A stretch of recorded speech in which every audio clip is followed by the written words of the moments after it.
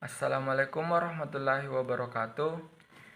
Good afternoon, everyone. We are from Group 5 and today we will present the material about Surat Edaran Nomor 14 Tahun 2019 tentang penyederhanaan RPP dan contoh RPP sesuai Surat Edaran tersebut.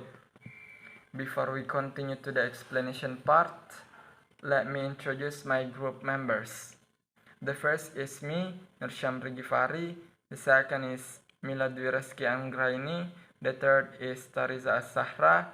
The fourth is Sulistiana Ulfa. And the last is Rabiatul Adawiyah. Okay, thank you for the opportunity. So the first is definition of RPP. Rencana pelaksanaan pembelajaran adalah rencana yang menggambarkan prosedur dan perorganisasian pembelajaran untuk mencapai satu kompetensi dasar dan ditetapkan dalam standar isi dan dijabarkan dalam silabus. Itu menurut Kunandar pada tahun 2011. Dan berdasarkan Permendikbud nomor 22 tahun 2016 tentang standar proses pendidikan dasar dan menengah, RPP adalah rencana kegiatan pembelajaran tatap muka untuk satu pertemuan atau lebih. RPP ini dikembangkan dari silabus untuk mengarahkan kegiatan pembelajaran peserta didik dalam upaya mencapai kompetensi dasar. Yang akan kami bahas ini tentang Surat Edaran Nomor 14 Tahun 2019 tentang penyederhanaan RPP tersebut ditujukan kepada Kepala Dinas Provinsi dan Kepala Dinas Kabupaten atau Kota di seluruh Indonesia. Dalam hal ini, surat edaran tersebut diterbitkan untuk menindaklanjuti peraturan Menteri Pendidikan dan Kebudayaan terkait pelaksanaan kurikulum 2013. Menurut Mendikbud, inisiatif penyederhanaan RPP ini didedikasikan untuk para guru agar meringankan beban administrasi guru. RPP yang sebelumnya terdiri dari belasan komponen kini disederhanakan menjadi 3 komponen inti yang dapat dibuat hanya dalam satu halaman. Terima kasih, itulah penjelasan dari saya. Oke, my name is Teresa Zahara dan saya akan menjelaskan tentang jenis-jenis RPP. Jadi, menyusun rencana pelaksanaan pembelajaran atau RPP itu merupakan langkah awal dalam kita melakukan kegiatan pembelajaran. Keberhasilan suatu pembelajaran ditentukan oleh kualitas perencanaan yang dibuat. Inilah sebabnya penyusunan RPP penting bagi pendidik dan suatu hal yang tidak dapat ditawar bahwa RPP itu wajib dibuat oleh pendidik serta dengan model pembelajaran yang memiliki komponen serta penyusunan dalam RPP. RPP terbagi menjadi RPP menurut Permendikbud nomor 103 tahun 2014, Permendikbud nomor 22 tahun 2016, yaitu RPP gabungan dan RPP satu lembar. Berikut komponen-komponen sesuai dengan jenisnya, yaitu berdasarkan Permendikbud nomor 103 tahun 2014, komponen RPP terdiri dari 1. Identitas sekolah atau madrasah, mata pelajaran dan kelas atau semester. Kedua, alokasi waktu. Yang ketiga, kompetensi inti, kompetensi dasar, serta indikator pencapaian kompetensi. Yang keempat, materi pembelajaran. Yang kelima, kegiatan pembelajaran. Keenam, penilaian. Dan yang terakhir, yang ketujuh, yaitu media atau alat serta bahan dan sumber belajar. Selanjutnya, Permendikbud nomor 22 tahun 2016 tentang standar proses pendidikan dasar dan menengah menjelaskan bahwa rencana pelaksanaan pembelajaran atau RPP adalah rencana kegiatan pembelajaran tatap muka untuk satu pertemuan atau lebih. RPP dikembangkan dari silabus untuk mengarahkan kegiatan pembelajaran peserta didik dalam upaya mencapai kompetensi dasar atau KD. Dan RPP juga disusun berdasarkan KD atau kompetensi dasar atau subtema yang dilaksanakan satu kali pertemuan atau lebih. Dalam Permendikbud nomor 22 tahun 2016 secara tegas menjelaskan bahwa komponen minimal RPP terdiri dari 1. Identitas sekolah, yaitu nama pendidikan. mencakup kelas, semester, materi pokok, dan alokasi waktu yang ditentukan berdasarkan keperluan untuk pencapaian KD dan bebas belajar dengan mempertimbangkan jumlah jam pelajaran yang tersedia dalam silabus dan KD yang harus dicapai. Yang kedua itu identitas mata pelajaran atau subtema, mencakup kelas, semester, materi pokok, dan alokasi waktu yang ditentukan berdasarkan keperluan untuk pencapaian KD dan beban belajar dengan mempertimbangkan jumlah jam pelajaran yang tersedia dalam silabus dan KD yang harus dicapai. Yang ketiga, kompetensi dasar adalah sejumlah kompetensi minimal yang harus dikuasai peserta didik dan mata pelajaran tertentu sebagai rujukan penyusunan indikator pencapaian kompetensi dasar dalam RPP merujuk kompetensi dasar yang tercantum dalam silabus. Yang keempat, indikator pencapaian kompetensi adalah perilaku yang dapat diukur ataupun diobservasi untuk menunjukkan ketercapaian kompetensi dasar tertentu. Indikator ini pencapaian kompetensi ini menjadi acuan penilaian mata pelajaran, dan indikator pencapaian kompetensi ini disusun langsung oleh guru dengan merujuk kompetensi dasar. Yang kelima yaitu tujuan pembelajaran dirumuskan lebih spesifik ataupun detail dengan merujuk indikator pencapaian kompetensi. Yang keenam yaitu materi pembelajaran yang memuat fakta, konsep, prinsip, dan prosedur yang relevan dan ditulis dalam bentuk butir-butir pokok bahasan atau subpokok bahasan sesuai dengan rumusan indikator pencapaian kompetensi. Yang ketujuh, model atau metode pembelajaran. Model digunakan guru untuk mewujudkan proses pembelajaran dan suasana belajar yang mengaktifkan peserta didik untuk mencapai kompetensi dasar dan untuk mendorong kemampuan berpikir peserta didik abad 21 baik secara individual maupun kelompok, maka sangat disarankan menggunakan model pembelajaran berbasis pemecahan masalah atau problem based learning. Yang kedelapan itu ada media pembelajaran yang berupa alat bantu guru untuk menyampaikan materi pembelajaran. Yang kesembilan yaitu sumber belajar. Sumber belajar itu dapat berupa buku cetak, buku elektronik, media yang berfungsi sebagai sumber belajar, peralatan, lingkungan ataupun dapat diperoleh dari langsung dari Google. Yang ke-10 yaitu langkah-langkah kegiatan pembelajaran, serangkaian aktivitas pengelolaan pengalaman belajar siswa. Yang ke-11 ada penilaian, yaitu proses belajar dan hasil belajar dikembangkan oleh guru. Yang ke-12 menetapkan tujuan penilaian dengan mengacu pada RPP yang telah disusun, dan yang ke-13 menyusun kisi-kisi penilaian dan membuat instrumen penilaian serta pedoman penilaian, yaitu melakukan analisis kualitas instrumen penilaian, melakukan penelitian, mengolah, menganalisis, dan menginterpretasikan hasil penilaian. Yang keempat, melaporkan hasil penilaian, dan yang kelima, memanfaatkan laporan hasil penilaian. Selanjutnya, menurut Surat Edaran Mendikbud nomor 14 tahun 2019 tentang penyederhanaan RPP menjelaskan bahwa RPP cukup satu lembar saja atau satu halaman. Dilansir dari Kemendikbud, RPP satu lembar bisa dibuat dengan singkat, misalnya hanya satu halaman saja, dan tidak ada persyaratan jumlah halaman. Akan tetapi RPP juga harus sesuai dengan prinsip penyederhanaan komponennya. Penyederhanaan komponen RPP memiliki 3 prinsip utama, yaitu efisien, efektif, dan berorientasi bagi peserta didik. Dalam menulis RPP satu lembar, tidak terdapat standar baku untuk formal penilaian RPP. Guru bebas memilih, membuat, mengembangkan, serta menggunakan RPP sesuai 3 prinsip utama yang tadi saya sebutkan. Namun untuk calon guru ada baiknya tetap mempelajari RPP dengan versi komponen lengkap seperti pada yang saya jelaskan pertama, kemudian baru belajar meringkas menjadi RPP satu lembar. Adapun jenis RPP satu lembar yaitu ada 3 jenis, yaitu RPP daring, RPP luring, dan RPP kombinasi, yaitu gabungan dari RPP daring dan luring. Jadi RPP daring satu lembar yaitu RPP daring merupakan singkatan dari kata dalam jaringan. RPP 1 lembar daring adalah rencana pelaksanaan pembelajaran secara daring atau online. Pelaksanaan pembelajaran secara daring membutuhkan koneksi internet agar dapat saling terhubung antar siswa.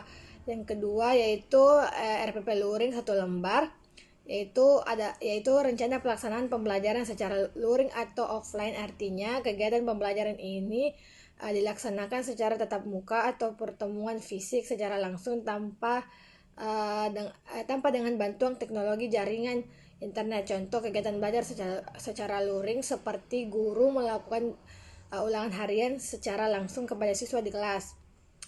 Selanjutnya yaitu RPP kombinasi 1 lembar, yaitu rencana pelaksanaan pembelajaran yang merupakan gabungan dari daring maupun luring. Seringkali, kebijakan baru dalam bidang pendidikan dimaknai telah terjadi perubahan kurikulum. Nyatanya, ini adalah suatu hal yang biasa terjadi. Kebijakan baru bertujuan supaya praktik pembelajaran di sekolah menjadi lebih efektif, baik, dan efisien. Begitu juga dengan adanya inisiatif Merdeka Belajar. Kebijakan penyusunan RPP 1 lembar oleh Pak Nadiem Makarim, Menteri Pendidikan dan Kebudayaan, mempunyai maksud untuk membantu mengurangi beban guru dalam bidang administrasi pembelajaran. Pertimbangan penyederhanaan RPP juga bertujuan agar guru bisa lebih fokus untuk mempersiapkan dan mengevaluasi proses pembelajaran itu sendiri. Intinya, RPP yang dulunya berlembar-lembar dapat diringkas menjadi 1 lembar saja dengan memilah komponen RPP inti atau komponen yang harus ada. Adapun komponen lain dapat dilampirkan atau ditiadakan karena bisa saja telah tersirat dan tersurat dalam kompetensi inti. Pengertian RPP 1 lembar adalah rencana pembelajaran yang dikembangkan secara rinci dari suatu materi pokok atau tema tertentu, mengacu pada silabus. RPP merupakan pengembangan dari silabus untuk mengarahkan kegiatan pembelajaran dalam upaya mencapai kompetensi dasar.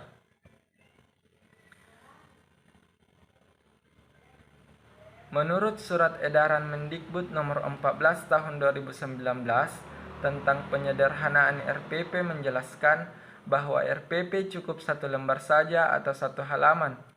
Akan tetapi, bukan berarti tidak boleh lebih dari 1 lembar. Jadi, komponen inti harus termuat dalam lesson plan atau rencana pelaksanaan pembelajaran. RPP versi dulu terdiri dari 13 komponen, tetapi sekarang RPP 1 lembar hanya terdiri dari 3 komponen, yaitu komponen menentukan tujuan pembelajaran, proses pembelajaran, dan asesmen atau penilaian. Komponen lainnya hanya sebagai pelengkap. Tujuan pembelajaran ditulis dengan merujuk kepada kurikulum dan kebutuhan belajar peserta didik. Penyederhanaan komponen RPP memiliki 3 prinsip utama, yaitu efisien, efektif, dan berorientasi pada peserta didik. Efisien mempunyai arti bahwa RPP dilakukan dengan tepat dan tidak memakan banyak waktu dan tenaga. Efektif berarti menulis RPP dengan maksud untuk mencapai tujuan pembelajaran. Berorientasi kepada peserta didik punya makna bahwa penulisan RPP dilakukan dengan mempertimbangkan kesiapan, ketertarikan, dan kebutuhan belajar peserta didik di kelas. Dalam menulis RPP 1 lembar, tidak terdapat standar baku untuk format penulisan RPP. Guru bebas memilih, membuat, mengembangkan, dan mempergunakan RPP sesuai 3 prinsip utama, yaitu efisien, efektif, dan berorientasi pada murid. Assalamualaikum warahmatullahi wabarakatuh. Let me introduce myself. My name is Rabiatul Adawiyah as a fourth speaker. Jadi materi selanjutnya adalah tentang Surat Edaran nomor 14 tahun 2019 tentang penyederhanaan rencana pelaksanaan pembelajaran atau RPP. Jadi surat edaran ini menindaklanjuti Peraturan Menteri Pendidikan dan Kebudayaan terkait dengan pelaksanaan kurikulum 2013 yang menyampaikan beberapa hal, yaitu sebagai berikut.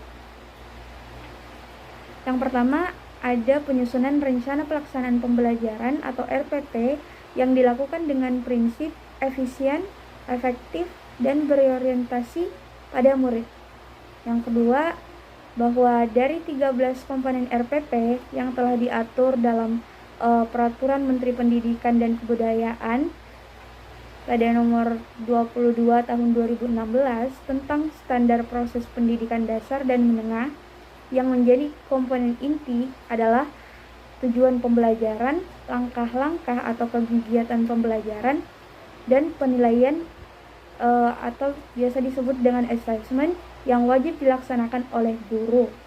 Sedangkan komponen lainnya bersifat pelengkap. Yang ketiga, ada sekolah, kelompok guru mata pelajaran sejenis dalam sekolah, kelompok kerja guru atau KKG, musyawarah guru mata pelajaran atau MGMP, dan individu guru secara bebas dan dapat memilih, membuat, menggunakan, dan mengembangkan format RPP secara mandiri untuk sebesar-besarnya keberhasilan belajar murid. 4. Adapun RPP yang telah dibuat tetap dapat digunakan dan dapat pula disesuaikan dengan ketentuan sebagaimana yang dimaksud pada langkah pertama, kedua, dan ketiga. Demikian surat edaran yang disampaikan untuk menjadi perhatian dan dilaksanakan sebagaimana mestinya. Okay, my name is Sudistiana Lupa as the last speaker. So, berikut adalah contoh rencana pelaksanaan pembelajaran atau RPP berdasarkan surat edaran nomor 14 tahun 2019 Kemdikbud. Di mana sekolah contoh ini adalah RPP sekolah tingkat SMP atau MTS dengan mata pelajaran bahasa Inggris kelas 7 semester ganjil, materi pokok This is Me dengan alokasi waktu 2 kali pertemuan 45 menit. Yang pertama, tujuan pembelajaran. Setelah mengikuti proses pembelajaran, peserta didik diharapkan dapat memahami ungkapan yang digunakan untuk memperkenalkan jati diri, memahami ungkapan yang digunakan untuk menyatakan hobi dan kegemaran, memahami ungkapan untuk menyatakan anggota keluarga. Dengan konsep fungsi sosial, berkenalan, memperkenalkan diri sendiri atau orang lain. Kemudian prinsipnya unsur kebahasaan, kemudian sebutan anggota keluarga inti dan yang lebih luas serta orang-orang dekat lainnya. Kemudian verbanya be, have, go, work, live dalam simple present tense. Kemudian subject pronoun I, you, we, they, he, she, it. Kata ganti posesif my, your, his dan sebagainya. Kemudian yang prinsip selanjutnya adalah ucapan, tekanan kata, intonasi, ejaan, tanda bacaan, dan tulisan tangan. Kemudian prosedurnya melakukan percakapan interpersonal untuk meminta dan memberi informasi. Yang selanjutnya, media pembelajaran dan sumber belajar, di mana media yang digunakan adalah worksheet atau lembar kerja siswa dan lembar penilaian dan media LCD proyektor. Kemudian alat dan bahannya, penggaris, spidol, papan tulis, bahan tayang, laptop, dan infocus. Kemudian sumber belajarnya dari buku Kementerian Pendidikan dan Kebudayaan tahun 2016 dengan judul buku siswa mata pelajaran bahasa Inggris, Jakarta, Kementerian Pendidikan dan Kebudayaan. Kemudian sumber yang selanjutnya adalah Kementerian Pendidikan dan Kebudayaan tahun 2016, buku siswa mata pelajaran bahasa Inggris, Jakarta, Kementerian Pendidikan dan Kebudayaan. Kemudian modul atau bahan ajar, internet, sumber lain, dan sumber lain yang relevan. Adapun langkah-langkah pembelajarannya didahului dengan kegiatan pendahuluan selama 15 menit, di mana melakukan pembukaan dengan salam pembuka dan berdoa untuk memulai pembelajaran, memeriksa kehadiran peserta didik sebagai sikap disiplin. Kemudian mengaitkan materi atau tema atau kegiatan pembelajaran yang akan dilakukan dengan pengalaman peserta didik dengan materi atau tema atau kegiatan sebelumnya, serta mengajukan pertanyaan untuk mengingat dan menghubungkan dengan materi selanjutnya. Yang selanjutnya, menyampaikan motivasi tentang apa yang dapat diperoleh, tujuan atau manfaat dengan mempelajari materi di SISMI. Kemudian menjelaskan hal-hal yang akan dipelajari, kompetensi yang akan dicapai, serta metode belajar yang akan ditempuh. Setelah kegiatan pendahuluan dilanjutkan dengan kegiatan inti selama 90 menit, di mana yang pertama yaitu kegiatan literasi. Peserta didik diberi motivasi dan panduan untuk melihat, mengamati, membaca, dan menuliskannya kembali. Mereka diberi tayangan dan bahan bacaan terkait materi di SISMI. Kemudian peserta didik diberi motivasi atau rangsangan untuk memusatkan perhatian pada topik. Yaitu learn to tell other people about our names, our origin, and our home address. Ini adalah materinya dengan cara yang pertama, melihat tanpa atau dengan alat, kemudian mengamati, kemudian membaca, dilakukan di rumah sebelum kegiatan berlangsung. Setelah itu mendengar, kemudian menyimak. Setelah itu mengamati objek atau kejadian, wawancara dengan narasumber, mengumpulkan informasi, membaca sumber lain selain buku teks, dan mempresentasikan ulang. Kemudian aktivitasnya, yaitu peserta didik melakukan aktivitas sesuai buku siswa seperti learn to share and inquire about each other, yaitu our identities, our hobbies, and what we like, the members of our family. Kemudian mendiskusikan, mengulang, dan saling tukar informasi tentang materi tersebut. Kemudian setelah kegiatan literasi dilanjutkan dengan critical thinking, yaitu guru memberikan kesempatan untuk mengidentifikasi sebanyak mungkin hal yang belum dipahami, dimulai dari pertanyaan faktual sampai ke pertanyaan yang bersifat hipotetik. Pertanyaan ini harus tetap berkaitan dengan di SISMI. Berikut adalah contoh pertanyaan yang diajukan, bisa dilihat. Nah, setelah critical thinking, yaitu collaboration, di mana peserta didik dibentuk dalam beberapa kelompok untuk mendiskusikan, mengumpulkan informasi, mempresentasikan ulang, dan saling bertukar informasi mengenai materi di SISMI. Kemudian setelah collaboration, yaitu communication, di mana peserta didik mempresentasikan hasil kerja kelompok atau individu secara klasikal, mengemukakan pendapat atas presentasi yang dilakukan, kemudian ditanggapi kembali oleh kelompok atau individu yang mempresentasikan. Kemudian setelah communication, yaitu creativity, di mana menyampaikan hasil diskusi berupa kesimpulan berdasarkan hasil analisis secara lisan, tertulis, atau media lainnya untuk mengembangkan sikap jujur, teliti, toleransi, kemampuan berpikir sistematis, mengungkapkan pendapat dengan sopan. Kemudian bertanya atas presentasi yang dilakukan dan peserta didik lain diberi kesempatan untuk menjawabnya, menyimpulkan tentang poin-poin penting yang muncul dalam kegiatan pembelajaran yang baru dilakukan berupa laporan hasil pengamatan secara tertulis tentang learn to tell other people about our names, our origins, and our home address. Kemudian menjawab pertanyaan yang terdapat pada buku dengan peserta didik atau lembar kerja yang telah disediakan. Kemudian bertanya tentang hal yang belum dipahami atau guru melemparkan pertanyaan kepada siswa.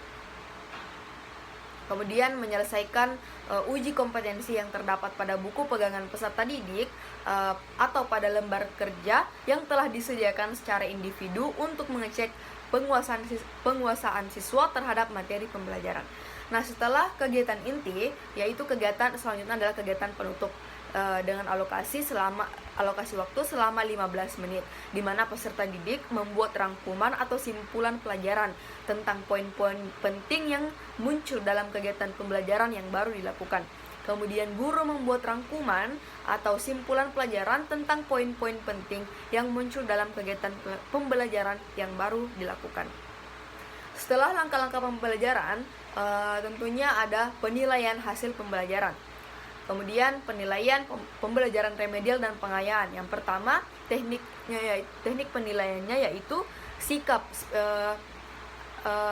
memperhatikan spiritual dan sosial. Kemudian observasi, dengan jurnal, penilaian diri, penilaian antar teman, kemudian pengetahuan yaitu dengan tes tertulis, keterampilan yaitu dengan kinerja. Kemudian yang kedua, instrumen penilaian terlampir. Kemudian yang ketiga, pembelajaran remedial. Kegiatan pembelajaran remedial ini dilaksanakan dalam bentuk penjelasan kembali materi oleh guru tentang materi di sismi. Kemudian yang keempat, pembelajaran pengayaan. Kegiatan pembelajaran pengayaan dilaksanakan dalam bentuk pemberian tugas menjawab pertanyaan-pertanyaan tentang di sismi. Okay, I think that's all for me and our group. I hope that this material can give benefit for all of us. Wabillahi taufiq wal hidayah. Wassalamualaikum warahmatullahi wabarakatuh.